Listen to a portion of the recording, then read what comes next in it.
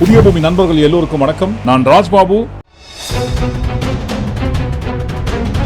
Take diversion, மடைமாற்றுவது அல்லது இருகோடுகள் தத்துவத்தை follow பண்ணி ஒரு கோட்டை சின்னதாகணும்னு சொன்னா பக்கத்துல ஒரு பெரிய கோடு போடுவாங்கன்னு சொல்லுவாங்க இல்லைங்களா? கிட்டத்தட்ட அந்த மாதிரி தான். ஏற்கனவே ஊருக்குள்ள போய் நிற்கிற பெரிய கோட்டை சின்னதாகத்துக்காக பக்கத்துல அந்த கோட்டை விட பெரிய கோடா போட்டு அதை சின்ன கோடா மாத்தத்துக்கு ட்ரை பண்ணிட்டு இருக்கிறாங்க. ஆனா பாருங்க, அவங்க பண்ண முயற்சி திருப்பி அவங்களே அடிச்சிருக்கு, அவங்களே கை காட்டியிருக்கு. நீங்க தான் பாதுன்ட்டு அது என்னன்றதான் பாருங்க இந்த காணொலிக்குள்ள ஒட்டுமொத்தமா பார்க்க போறோம். அதற்கு முன்பாக நண்பர்கள் யார் யார் சப்ஸ்கிரைப் பண்ணாம இருக்கீங்களோ சப்ஸ்கிரைப் செய்து புதிய பூமிக்கு ஆதரவு தருமாறு கேட்டுக்கொண்டும், இந்த காணொலியை முழுமையாக பொறுமையாக பார்க்க வேண்டும் என்று அன்புடன் கேட்டுக்கொண்டும் இந்த காணொலிக்குள்ள போயிடுவோம். நான் யார் தெரியுமா? நாங்கள் யார் தெரியுமா? கூட்டமா இருக்காங்க இல்லைங்களா? நாங்க யார் தெரியுமா? யாருகிட்ட விவகாரம் வச்சுக்கிறீங்க? எங்க கிட்ட எல்லாம் விவகாரம் வச்சுக்கிறீங்க. யார் யாரு கூட்டத்தில் பாட்டில் வீசனவங்க, கண்ணாடியை வீசனவங்க யாரா இருந்தாலும் அவங்க அந்த வார்த்தையை நாங்க சொல்ல மாட்டோம்.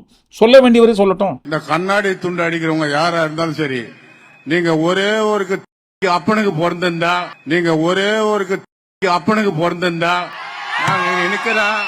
அந்த மாதிரி இருக்கிறவங்க யாரா இருந்தாலும் இங்க முன்னாடி வாங்க, பாட்டில் வீசினவங்க மேடைக்கு வாங்கன்னு கூப்பிட்டுனே இருக்காரு. அப்படி கத்தினே இருக்கிறவருக்கு டக்குன்னு பாருங்க காதுல போயிட்டு அட்வைஸ் பண்றாரு. யாருங்க? வழக்கம் போல நம்ம பஞ்சாயத்து தலைவர் ஆதவர்ஜினம் தான்.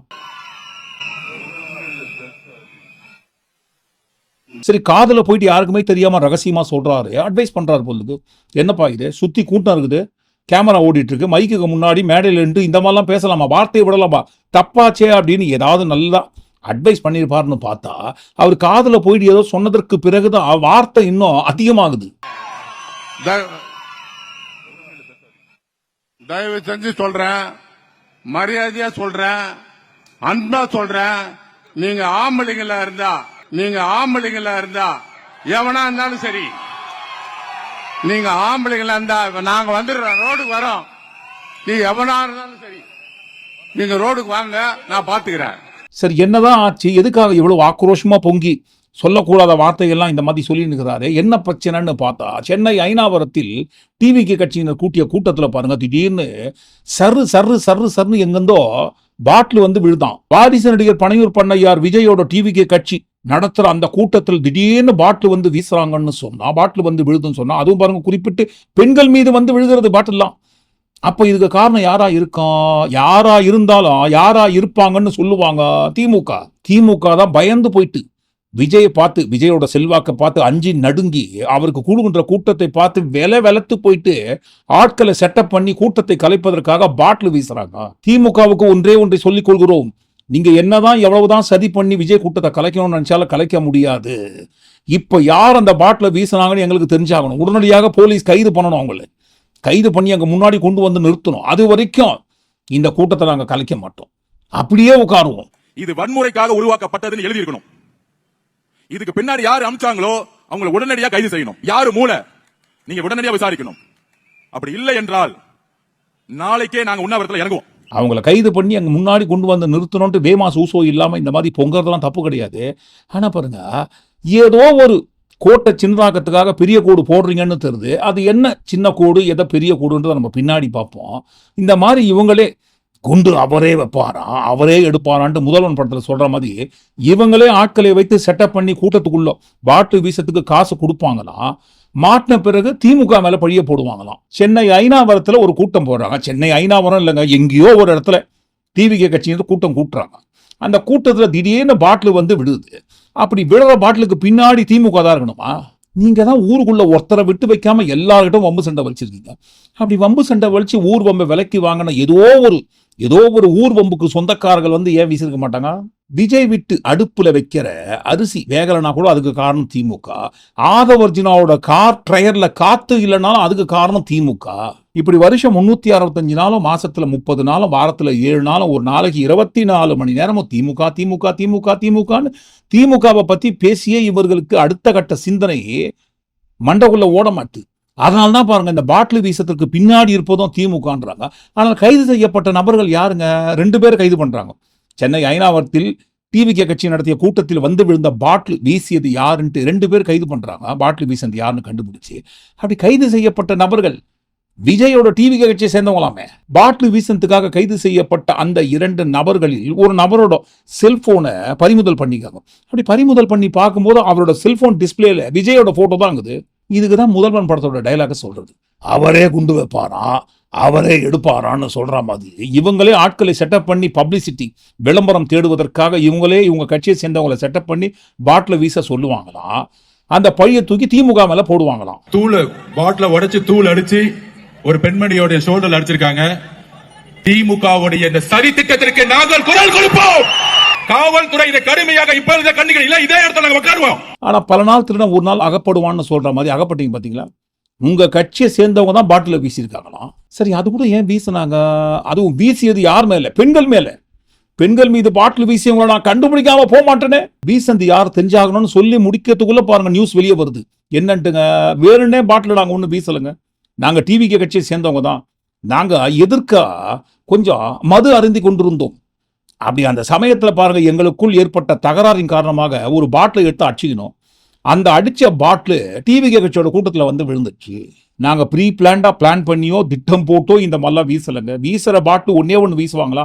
வீசணும்னு முடிவு பண்ணிட்டா சர்ரு சர்ரு சர்ரு சர்ன்னு தொடர்ச்சியா சரமாரியாகத்தானே வீசிட்டு இருப்பாங்க. ஒரே ஒரு பாட்டில் வந்து விழுந்தது. வீசின பாட்டு நாங்க தாங்க வீசணும். எங்களுக்குள்ள ஏற்பட்ட தகராறின் காரணமாக வீசிய பாட்டில் கூட்டத்துக்கு நடுவே வந்து விழுந்து விட்டதுன்ட்டு ஸ்டேட்மெண்ட் கொடுக்குறாங்க. சரி, மது போதையில 2 பேரும் அடிச்சுக்கின்னு பாட்டில எடுத்து விளையாடிக்கின்னு அவங்க வீசுற பாட்டில் கூட்டத்துக்குள்ள வந்து விழுந்ததுன்னு சொல்ற அவங்க கூட பாருங்க மாற்று கட்சியை சேர்ந்தவர்கள் யாரும் கிடையாது. டிவிகே கட்சியை சேர்ந்தவங்க தான் அவங்க.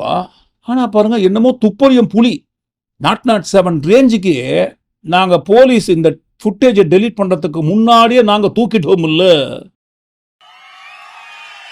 காவல்துறை டெலீட் பண்றதுக்கு முன்னாடியே நாங்க தூக்கிட்டோம். தோ இங்க இருக்கு.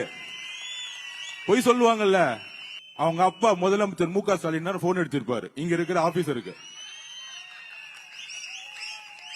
அடிச்சு, ஆபீசர் நான் தான் அமிச்சேன். நீங்க ஃபுட்டேஜை தான்ப்பா தூக்குனீங்க. ஆனா சம்பந்தப்பட்ட ஆட்கள் யாருன்னு கண்டுபிடிச்சு போலீஸ் கைது பண்ணி தூக்கி வச்சுட்டாங்க உள்ள. கூட்டத்தின் நடுவே பாட்டில் வீசியதற்கு பின்னணியில் இருப்பது டிவிகே கட்சியை சேர்ந்தவங்க தான் சொன்ன பிறகு எங்க பேசுங்க இதே மாதிரி. திமுகவுடைய இந்த சரி திட்டத்திற்கு நாங்கள் குரல் கொடுப்போம். எதுக்கு இந்த வேலை? ஏன் இந்த பொழப்பு? அரசியல் பண்றேன்னு சொல்லி கட்சி ஆரம்பிச்சிருக்கீங்களா? அரசியலுக்கு வந்திருக்கீங்களா? ஏதோ உங்களுக்கு தெரிஞ்ச அரசியலை பண்ணிட்டு போங்க. ஏன் உங்களுக்கு தெரியாத அரசியல்லாம் பாருங்க பெரிய ராஜதந்திரியை போல செட்டப் பண்ணி அடுத்தவங்க மேல போடலான்னு பழியெல்லாம் போட்டு ஏதோ தெரியாதவெல்லாம் ஏன் இறங்கி மாட்டுறீங்க இப்படி வீணா? ஒரு வேலை தெரிஞ்சா செய்யணும். சும்மா சினிமாவில் செட்டப் பண்ணி எழுதுற ஸ்கிரீன் பிளே கிடையாதுங்க இது. யாரு ஸ்கிரீன் பிளே எழுதுறாங்களோ அவங்க எழுதுற ஸ்கிரீன் பிளே படி தான் பாருங்க காட்சி அமையும். இந்த காட்சிக்கு பின்னாடி இந்த காட்சி வந்து அந்த காட்சிக்கு பின்னணியில் இருக்கிற உண்மை இந்த காட்சியில் விளக்க வேண்டும்னு யார் ஸ்கிரீன் பிளே எழுதுறாங்களோ அதன்படி தான் நடக்கும். இது சினிமா செட்டப் ஸ்கிரீன் பிளே இல்லைங்க. நீங்க நினைக்கிற மாதிரி எழுதி முடிக்கிறதுக்கு இது ரீலுக்கும் ரியலுக்கும் வித்தியாசம் தெரியாம ரீல்ல எழுதுற ஸ்கிரீன் பிளே மாதிரியே செட்டப் பண்ணி அசிங்கப்பட்டீங்க பாத்தீங்களா? சரி, எதுக்காக இந்த செட்டப் கூட பண்றாங்க? சொன்னோம் இல்லைங்களா, 2 கோடு தத்துவங்கள். ஒரு கோட்டை சின்னதாக்கத்துக்காக பக்கத்துல பெரிய கோடு போட்டு முயற்சி பண்றாங்களாமா. விஜய் நாம் பார்த்து ஒவ்வொருத்தையும் தேர்ந்தெடுத்து நிக்க வைக்கிற வேட்பாளர் அப்படின்னு சொன்னார் இல்லைங்களா, வேமா சூசோ இல்லாம. விஜய் பார்த்து தேர்ந்தெடுத்த அந்த வேட்பாளர்களோட கெதி லட்சணம் பின்னணி என்ன என்று தான் பாருங்க. கடந்த 2 நாட்களாக கிழின்னு கிச்சினுங்கிறாங்க. விஜயோட புது படம் ஓடுற தியேட்டர்ல அவங்க ரசிகர் ஜாம்பிஸ் கூட்டம் தோரணம் கட்டி தொங்க விடுவாங்க இல்லைங்களா, கிட்டத்தட்ட அதே மாதிரி தான் பாருங்க. பார்த்து நிக்க வச்ச வேட்பாளர்னு சொன்ன அந்த வேட்பாளர்களோட லட்சணங்களை தோரணமாக்கி தொங்க விட்டுனுங்கிறாங்க. ஏற்கனவே விஜய் கட்சியோட வேட்பாளர்கள் பின்னணியை குறித்து நம்ம ஒரு காணொலி பதிவு பண்ணிருக்கோம், விரிவாக ஆதாரபூர்வமாக. நண்பர்கள் யாராவது அந்த காணொலி இதற்கு முன்பாக பார்க்காம இருந்தீங்கன்னா அந்த காணொலியோட லிங்க் இந்த வீடியோவோட டிஸ்கிரிப்ஷன்ல கொடுக்குறோம். கண்டிப்பா பார்க்காத நண்பர்கள் அந்த வீடியோவை பாருங்க. விஜய் கட்சியோட வேட்பாளர்கள் எந்த லட்சணத்துல இருக்கிறாங்கன்னு ஒன் பை ஒன்னா வெளிவந்து கொண்டிருப்பதை எப்படியாவது மடைமாற்றுவதற்காக டெக் டைவர்ஷன் ரூட்டை ஆதவ் அர்ஜுனா செட்டப் பண்ணி ஃபாலோ பண்றாரு. தமிழ்நாட்டில் பெண்களுக்கு பாதுகாப்புல இதே பல்லவி தான் பாடினுக்காரு. அதுவும் பாருங்க, இந்த பெரம்பூர் குளத்தூர்லாம் போகும்போது அது இன்னும் அதிகப்படியாக மாறுது. தமிழ்நாட்டில் பெண்களுக்கு, அதாவது வட மாநிலங்கள்ல எந்த அளவுல இருக்கோ பெண்களுக்கு பாதுகாப்பு இல்லாத லட்சணத்துல இருக்கிறாங்களோ அதே மாதிரி தான் பாருங்க தமிழ்நாட்டிலும் இருப்பது போல செட்டப் பண்றாரு. தமிழ்நாட்டில் எந்த பெண்களுக்கும், அதுவும் பாருங்க பார்ட்டி வரைக்கும் கூட பாதுகாப்பே இல்லாத மாநிலமாக மாறிவிட்டது. இதற்கு காரணம் யாருங்க? அதிமுக எல்லாம் கிடையாது. அதிமுக உலக மகா உன்னதமான உத்தம ஆட்சியை கொடுத்து கொண்டிருந்தார்கள். தமிழ்நாடு இப்போதைக்கு இந்த லட்சணத்துல இருக்குன்னு சொன்னா அதற்கு காரணம் ஒரே ஒரு கட்சி தான், திமுகன்ற ஒரு பல்லவி வாந்தி எடுக்கிறாருங்க. பெண்கள் பாதுகாப்பு இல்லாத, சட்டம் ஒழுங்கு சரியில்லாத, போதைப் பொருள் அதிகமா இருக்கிற நம்ம தமிழ்நாட்டை நம்ம காப்பாத்தி ஆகணும். தமிழ்நாட்டை இப்படி ஒரு நிலைமைக்கு கொண்டு வந்தது யாருன்னு நான் சொல்லிதான் உங்களுக்கு தெரியணும்னு அவசியம் இல்ல. தீய சக்தி திமுக தான் காரணம். இப்படி ஒண்ணுத்துக்குமே உதவாது இப்படி ஒரு ஆட்சியை நடத்திட்டு விரைவில் விடை பெற போகும் ஸ்டாலின் சார் தான் காரணம். என்ன நடத்தினாங்க? ஆட்சி நடத்தினாங்களா இல்ல வேற ஏதாவது நடத்தினாங்களா? சோறு தண்ணி கூட இல்லாம இருந்திரலாம் போல, ஒரு அடிப்படை வசதிகள் கூட இல்லாம எப்படி இருக்கிறது? அப்ப இழந்து என்ன தெரியுதுங்க? திமுக தான் இதுக்கெல்லாம் காரணம், திமுக மட்டும்தான் காரணம்னு அடிச்சு சொல்லும் போது என்ன சொல்ல வராது? அதிமுக காரணம் கிடையாது. அதிமுக இதற்கு முன்பாக ஆண்டு கொண்டிருந்த அந்த ஆட்சி உலக மகா உன்னதமான உத்தம ஆட்சியை செய்து கொண்டிருந்தார்கள். இப்போதைக்கு தமிழ்நாடு இந்த நிலைமையில இருக்குன்னா அதுக்கு காரணம் திமுகன்னு சொல்லும் போதே தெரியுது இல்லைங்களா? யாருடைய குரலாக விஜய் ஒலித்துக் கொண்டிருக்கிறார் என்று national crime record bureau NCRB ஒவ்வொரு வருஷமும் நம்ம நாடு முழுக்க மாநில வாரியாக எவ்வளவு குற்றங்கள் நடந்திருக்கு அப்படின்ற ஒரு ரிப்போர்ட்டை கொடுப்பாங்க. அப்படி கொடுக்கும்போது பெண்களுக்கு எதிராக நடக்கிற குற்றங்கள், அது பாலியல் வன்கொடுமையில இருந்து குடும்ப வன்முறையிலிருந்து ஒட்டுமொத்தமாகவே பெண்களுக்கு எதிராக நடக்கிற குற்றங்கள் எந்த மாநிலத்தில் அதிகப்படியாக நடந்து கொண்டிருக்கிறது என்பதை பாருங்க ஒவ்வொரு வருஷமும் மாநில வாரியாக கொடுப்பாங்க. அப்படி கொடுக்கிற அந்த ரிப்போர்ட்ல தமிழ்நாடுன்ற பேரு டாப் 10 ஸ்டேட்ல ஏதாவது ஒரு இடத்துல இருக்குமா? இருக்கவே இருக்காது. ஒட்டுமொத்தமாகவே வட மாநிலங்கள், முக்கியமா பாருங்க பிஸ்கேஜேபி கட்சி ஆட்சி பண்ற மாநிலங்கள் தான் அதிகப்படியாக பெண்களுக்கு எதிராக நடக்கிற குற்றங்களோட பட்டியலில் டாப் 10 ஸ்டேட்ஸ்ல இருக்கும். அப்படி பெண்களுக்கு எதிராக நடக்கிற குற்றங்கள் முக்கியமா பாருங்க பாலியல் வன்கொடுமை, ஒவ்வொரு வருஷமும் நம்ம நாடு முழுக்க ஒவ்வொரு மாநில வாரியாக பாலியல் வன்கொடுமை நடக்கிற பட்டியலில் எடுத்து கொடுக்கிற அந்த 10 முதல் மாநிலங்கள்ல தமிழ்நாடு இருக்குங்களா? பெண்களுக்கு பாதுகாப்பு இல்லாமல் அதிகப்படியாக பெண்களுக்கு எதிராக நடக்கிற குற்றங்கள் முதல் 5 மாநிலங்களோட பட்டியலை எடுத்தா பிஸ்கேஜேபி கட்சி ஆட்சி பண்ற மாநிலங்களாகத்தான் இருக்கும். டாப் 10 மாநிலங்களை எடுத்தா பெண்களுக்கு எதிராக அதிகப்படியாக நடக்கிற குற்றங்களோட பட்டியலை எடுத்து முதல் 10 மாநிலங்களை எடுத்து பார்த்தா கூட அந்த 10 மாநிலங்கள்ல அதிகப்படியான மாநிலங்கள் எந்த கட்சி ஆட்சி பண்ற மாநிலங்கள்னு சொன்னா பிஸ்கேஜேபி கட்சி ஆட்சி பண்ற மாநிலங்களாகத்தான் இருக்கும். அதுக்காக தமிழ்நாட்டில் பெண்களுக்கு எதிராக எந்த குற்றங்கள் நடக்கவே இல்லைன்னு சொல்லலுங்க. ஆனால் விஜய் சொல்வதை போல 24 மணி நேரமும் ஒரே வாந்தி எடுக்கிற பல்லவியை பாடிக்கொண்டிருக்கும் அந்த பல்லவியை போல தமிழ்நாட்டில் பெண்களுக்கு எதிராக இல்லவே இல்லை. நம்ம பொம்பளை பிள்ளைங்களா ராத்திரில டாய்லெட் கூட போக முடியல, போயிட்டு வர கேப்ல என்ன நடந்துருமோ என்ன ஆயிடுமோ பதட்டத்தோட இருக்க வேண்டியதா இருக்கு. ஒரு பாட்டி வயசுல இருக்கிறவங்களுக்கு கூட பாதுகாப்பு இல்ல, ஒரு டீ கடையில நிம்மதியா டீ குடிக்க முடியல. விஜய் பேசுவதற்கும் அரசியல் செய்வதற்கும் விஜய் சொல்வதற்கும் எதுவுமே இல்லை என்கின்ற ஒரே ஒரு காரணத்திற்காக மட்டுமே அவர் கட்சி ஆரம்பிச்ச நாள்ல இருந்து நேற்றைக்கு போன பிரச்சார இடம் வரைக்கும் எல்லா இடத்துலயும் பாடுற ஒரே பல்லவி வாந்தி பெண்களுக்கு பாதுகாப்புல, பெண்களுக்கு பாதுகாப்புல, பெண்களுக்கு பாதுகாப்புல. கிட்டத்தட்ட என்ன சொல்றாங்கன்னா பிஸ்கேஜேபி கட்சி ஆட்சி பண்ற மாநிலங்கள் தான்ப்பா சொல்றீங்க எப்ப பார்த்தாலும் நீங்க. அப்படிலாம் கிடையாது. வட மாநிலங்கள்லாம் நீட் அண்ட் கிளீன் ஸ்லேட் ஆகுது. பிஸ்கேஜேபி கட்சியெல்லாம் உன்னதமான உத்தம ஆட்சியை நடத்தி கொண்டிருக்கிறார்கள்.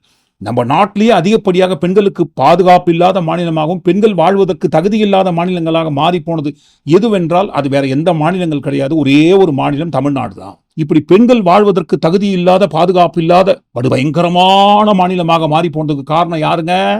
தீய சக்தி திமுக தான் காரணம்.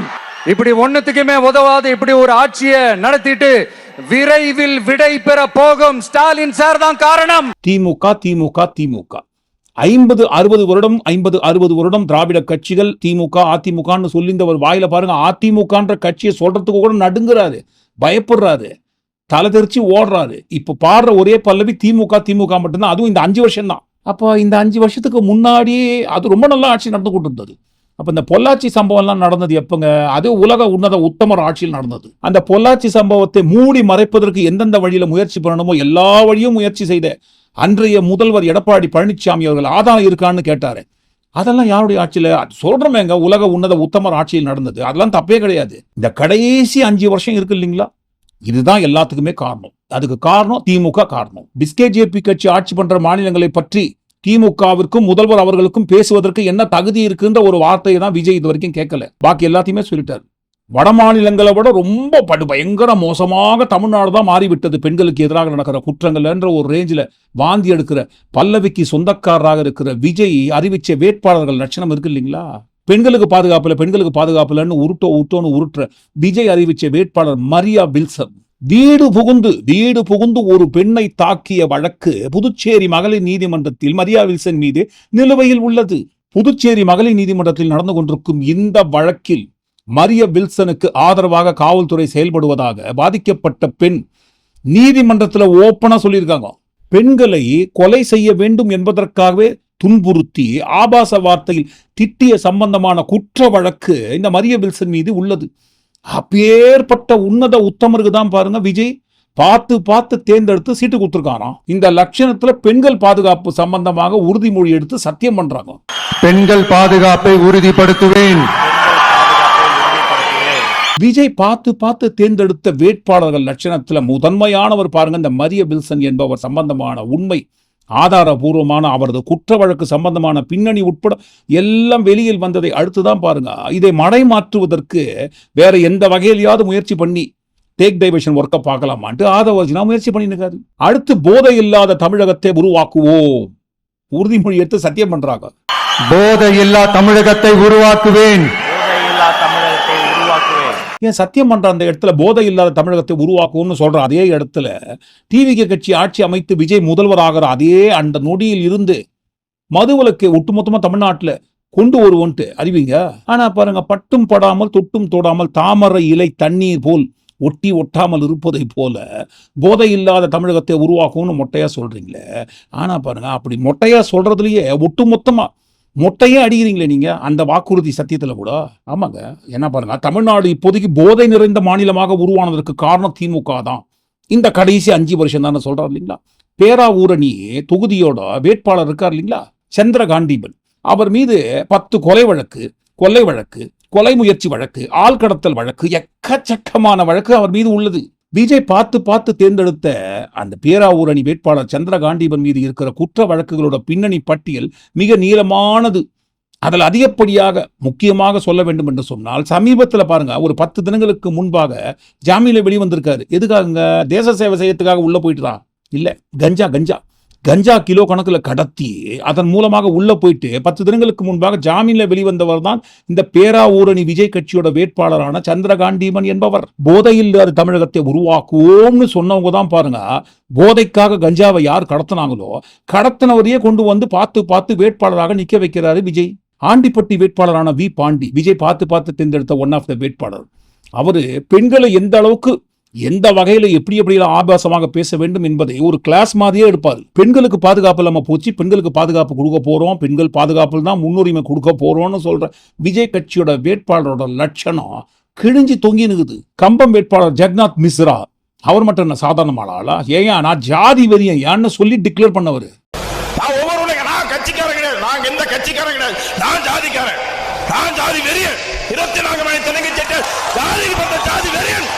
இவர மாதிரி ஆட்களுக்கு நீங்க சீட்டு கொடுக்குறீங்களா? விடமாட்டமே நாங்க. உடனடியாக அந்த கம்பம் வேட்பாளரை மாற்ற வேண்டும் என்று விஜய் கட்சிக்குள்ளவே பாருங்க உட்பூசல் வெடித்து பெண்கள்லாம் ரோட்ல போராட்டம் பண்றாங்க. சாதி வெறியன் என்று தன்னை அடையாளப்படுத்தி கொண்ட கம்பம் வேட்பாளர் ஜெகநாத் மிஸ்ராவை மாத்துறீங்களா இல்லையான்ட்டு எந்த பெண்களுக்கு பாதுகாப்பு கொடுக்க போறோம்னு கதறாங்களோ அந்த பெண்கள் தான் பாருங்க விஜய் டிவிகே கட்சிக்கு எதிராக போராட்டம் பண்ணுறாங்க. பார்த்து பார்த்து விஜய் தேர்ந்தெடுத்த விஜய் கட்சியோட வேட்பாளர்கள்ல பாருங்க கனிமொழி என்பவர். அவங்க ஒரு போலி PhD என்கின்ற சர்ச்சை எழுந்திருக்கு. காரணம் புற்றுநோயை குணப்படுத்துவதற்கு மருந்தால முடியாது, மாத்திரையால முடியாது, எந்த மருத்துவராலையும் முடியாது. புற்றுநோயை குணமாக்கக்கூடிய ஒரே ஒரு சர்வ வல்லமைப்படுத்த சக்தி யார்கிட்ட இருக்குன்னு சொன்னா அது ஜோஷியத்துக்கிட்ட தான் இருக்குன்னாங்க. கவுண்டம்பாளையம் திருமதி RD கனிமொழி கழக நிர்வாகி. சர்ஜரி பண்ணலாமா வேண்டாமா, அவங்களோட லைஃப் வந்து லாங்கிட்டி எந்த அளவுக்கு இருக்கு, நீங்க டச் பண்ணீங்கன்னா நீங்க சர்வைவல் கெப்பாசிட்டி என்ன அப்படிங்கிற கொண்டு நீங்க ஜோதிடத்துல சொல்லலாங்க. இது சின்ன விஷயம்னு கிடையாது, எல்லாத்துக்குமே. இப்ப நம்ம வந்து கேன்சர் பெரிய நோயா பாக்குறோங்க, சின்ன சின்ன விஷயங்க. இது நம்மளுக்கு சில விஷயங்களை பாத்தீங்கன்னா காஸ்மெட்டிக் சைடுமே போகுங்க, முடி நிறைய கொட்டுது, அதுக்கு ஜோதிடம் தீர்வு இருக்கு. ஒரு PCOS பிரச்சனை, குழந்தையின்மை, மெயினா இன்ஃபர்டிலிட்டி. எத்தனையோ பேர் நான் ஒபிசா உடம்பு ரொம்ப பெருசா இருக்கேன், குண்டா இருக்கேன், நான் உடம்பு கம்மி பண்ணணும், அதுவும் ஜோதிடத்துல பண்ணலாங்க. எல்லாமே கிரகங்கள் பண்ணக்கூடிய மாயம். பார்த்து பார்த்து தேர்ந்தெடுத்த விஜய் கட்சியோட வேட்பாளர்கள்ல பட்டுக்கோட்டை வேட்பாளர் மதன் என்பவர். அவர் பின்னணியும் பாருங்க குற்ற வழக்கு எக்கச்சக்கமா இருக்கு. உண்மை இவ்வாறாக இருக்க விஜய் கட்சியோட வேட்பாளர்கள் பட்டியல் இந்த மாதிரி அக்கிரம அநியாயத்துக்கு குற்ற வழக்கோட பின்னணி நீண்டு கொண்டிருக்க சட்டம் ஒழுங்கை ஆட்சி அமைச்சு பேணி காப்பாற்றுவோம் என்று சத்தியம் பண்றாங்க, உறுதிமொழி எடுக்கிறாங்க. சட்டம் ஒழுங்கை சரி செய்ய துணை நிற்பேன். மக்கள் பணத்தை நாங்க தொட மாட்டோம், ஒரு பைசா ஊழல் பண்ண மாட்டோம்னு சொல்றாங்க இல்லைங்களா. இதெல்லாம் வந்து பண்ண வேண்டிய அவசியம் இல்லை. ஆல்ரெடி EPCOல எல்லா தவறையும் பண்ணிட்டு தான் கட்சிக்குள்ளவே வந்து சேர்ந்திருக்காங்க, வேட்பாளராக நிறுத்தி வச்சிருக்காங்க. அந்த வரிசையில வரி ஏய்ப்பு நெல்லை வேட்பாளரான RS முருகனா முருகன் தான், RS முருகன் என்பவர் மீது எக்கச்சக்கமான வரி ஏய்ப்பு வழக்கு இருக்கு. பார்த்து நான் நிறுத்தியிருக்கேன்னு சொல்றேன் அந்த வேட்பாளர்கள். அதுவும் பெண்களுக்கு பாதுகாப்பு கொடுக்க போறோம்னு சொல்றாங்களே, தமிழ்நாட்டில் பெண்களுக்கு எதிரான குற்றங்கள் அதிகமாக நடக்குதே, நாங்க வந்து என்னமா திருத்த போறோம்னு சொல்றாங்களே, சீட்டு கொடுக்குறாங்க பாருங்க பார்த்து பாலியல் குற்றவாளிக்கு. விஜய் கட்சியோட பூந்தமல்லி வேட்பாளரான டாக்டர் பிரகாசம், பேர் பார்த்தீங்கன்னா டாக்டர் பிரகாசம் என்கின்ற குட்டி, அவர் மீது பாலியல் புகார் இருக்கு.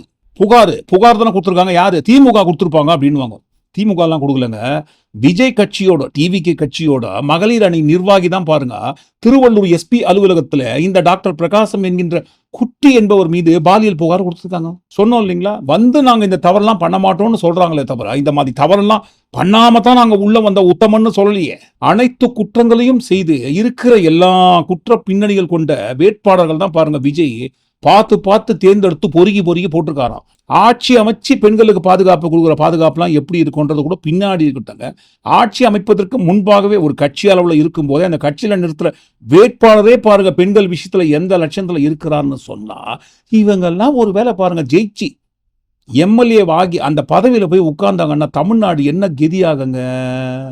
ஒரு பக்கம் விஜய் பார்த்து பொறுக்கி போட்ட வேட்பாளர்கள் லட்சணம் வெளிவந்து கொண்டிருக்கும் நிலையில், இன்னொரு பக்கம் பாருங்க அந்த கட்சிக்குள்ளவே நிக்க வைக்கிற வேட்பாளர்களுக்கு எதிராக உட்கட்சி பூசல் நடக்குது. எதிர்த்து நிக்கிறாங்க. பழனி வேட்பாளர் பிரவீன், அவர் யாருங்க? விஜய்க்கு போஸ்டர் ஓட்டினவரா? கிடையவே கிடையாது. செங்கோட்டையனோட நண்பனோட மகன் என்கின்ற ஒரே ஒரு காரணத்திற்காக மட்டுமே பாருங்க வசதி வாய்ப்பு படைத்தவருக்கு சீட்டை கொடுத்துருக்காங்க, நாங்க அவருக்காக ஒர்க் பண்ண மாட்டோம்னு சொல்லி விஜய் கட்சிக்கு எதிராகவே விஜய் கட்சிக்குள்ள இருக்கிறவங்களே திரும்பியிருக்காங்க. கொளத்தூர்ல நிர்வாகிகளை சந்திப்பதற்காக வந்த TVK கட்சியோட மேட்டூர் வேட்பாளரான செல்வன் என்பவரை ஊருக்குள்ள வரவிடாம தடுக்கிறாங்க. கொளத்தூர்ல தடுக்கிறாங்களா? யாரு? திமுக தான் தடுப்பாங்க. கொளத்தூர் சொல்லும் போதே தெரிய வேண்டாமான்னு எகிர்னு வருவாங்க. ஆனா பாருங்க தடுக்கிறது திமுக கிடையாதுங்க, TVK கட்சியை சேர்ந்தவங்க. அந்த செல்வம் என்கின்ற மேட்டூர் வேட்பாளர் ஜனநாயகன் திரைப்படத்தோட டிக்கெட்டை வாங்கி அதிக விலைக்கு விற்றதாக அவர் மீது ஏற்கனவே நிறைய பேர் புகார் கொடுத்துருக்காங்களாம். வழக்கம் போல அவர் மீது எந்த ஒரு நடவடிக்கை எடுக்கலீங்களாம். இதுதான் சமய சந்தர்ப்பம்னு பார்த்து பாருங்க. அதிக விலைக்கு டிக்கெட்டை வாங்கினவங்க ஒட்டுமொத்தமா சேர்ந்து TVK கட்சியை சேர்ந்தவங்க விஜய் ரசிகர்கள் தான் பாருங்க அந்த மேட்டூர் வேட்பாளரான செல்வத்தை ஊருக்குள்ள வரவிடாம தடுத்தாங்களாம்.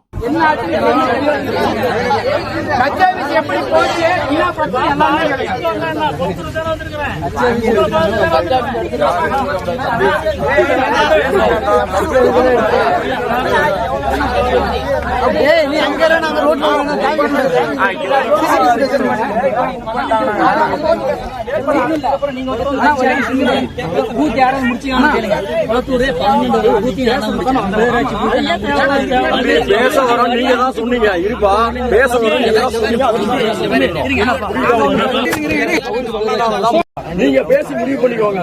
வேணா பேசி எல்லாம் முடிக்கலாமா வேணாமா நீங்க பேசி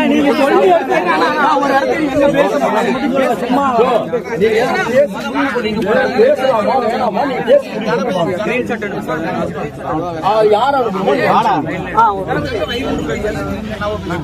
சோ விஜய் கட்சியோட வேட்பாளரோட பின்னணிகள் இவ்வாறாக இருக்க இந்த உண்மை வெளிவந்து கொண்டிருக்கும் விஷயத்தெல்லாம் மழை மாற்றுவதற்காக தான் பாருங்க ஆதவ் அர்ஜுனா ஆட்களை வைத்து TVK கட்சிக்குள்ள இருக்கிற ஆட்களை வைத்தே செட்டப் பண்ணி பாட்டில வீசி இருகோடுகள் தத்துவத்தை ஃபாலோ பண்றாராமா. இந்த மாதிரி ஊருக்குள்ள போயிருக்கிற பெரிய கோட்டை எப்படியாவது சின்ன கோட்டா மாற்றுவதற்கு பெரிய கோடா போடுறதுக்கு ட்ரை பண்றாராம். ட்ரை பண்றது தப்பு கிடையாது, ஆனா உங்க அளவுக்கு பண்ணணும். உங்க புத்தி அளவு எந்த அளவுக்கு இருக்கோ அந்த அளவுக்கு பண்ணணும். இப்படி அநியாயத்துக்கு வந்து மாட்டினீங்களப்பா. ஆனா பாருங்க மாட்டினது கூட பாதி தான். மடைமாற்றம் செய்வதற்காக இவங்க மாட்டியதும் பாதி தான். இந்த பாதியோட மறுபாதி வேற எந்த வகையில மாட்டினாங்கன்றதை சேர்த்து நாளைக்கு வெளிவரும் அந்த பாகத்தை நம்ம பார்ப்போம். இந்த காணொலிக்குள்ள வந்த விஷயம் எல்லாத்தையும் ஒட்டுமொத்தமா கூட்டி கழிச்சு நீங்க என்ன நினைக்கிறீங்கன்னு கண்டிப்பா உங்க கருத்துல பதிவு பண்ணும்போது அதிமேதாவிகள் இந்த இருகோடு தத்துவங்களை ஃபாலோ பண்ற இந்த புத்திசாலிகளை குறித்து தவறாம உங்க கருத்துல பதிவு பண்ணுங்க. மீண்டும் நாளை காணொலியில் நாம் சந்திப்போம். நன்றி.